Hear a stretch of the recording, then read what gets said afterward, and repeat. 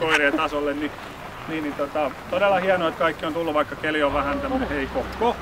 Mutta niin upea juttu ja tässä on ihan hämmentynyt, kun näkee näitä vanhoja tuttuja täällä joka puolella. Niin kiitos kaikille ja pidetään hauska pari tuntia tässä.